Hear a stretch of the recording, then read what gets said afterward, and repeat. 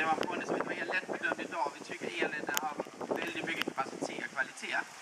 Man kan se lite trött och lite ostadig. Det är inte alls nöjd med bettet idag. Och det syns i princip i hela programmet igenom. Det är inte riktigt skritt och så vidare. Men det har väldigt mycket kvalitet också. Om man tittar på traven så har den väldigt fina längningar. Kommer bra över marken, bra påskydd och utan att tappa balansen. Den har lätt att komma till sidan. Det blir lite framtung i volterna. Den kan krypa lite bakom bettet. Det blir lite lågt fram i volterna. Men det är väldigt mycket kvalitet i traven också. Den får betyg 8,2.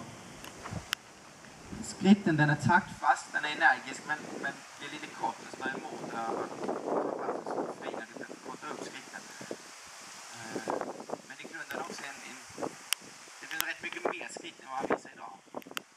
Betyg 7,6. Galoppen den längre fin. Den har bra grundrytm i galoppen. Däremot slår den som fri lite ostadig kontakt. Det syns väl absolut mest i galoppen. Den blir lite av och på i stödet. Så det är väl det man behöver stärka galoppen mest. Betyg 7,8. Lösgjordheten, där ligger på plussidan. Den har lätt för att komma till sidan. Den har lätt för att hålla för att vända galoppen när han bra grundrytm i sina gånger. Men vad som slår rätt så hårt. Nu är den också i delen.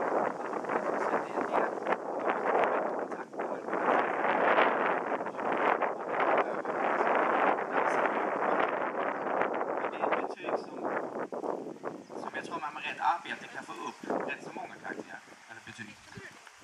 Allmänt intryck, det är en väldigt fin ponny, den har otroligt mycket kvalitet men behöver bli stadig i sitt jobb. Den är också lite trött idag. Betyg 8,0. Lycka till!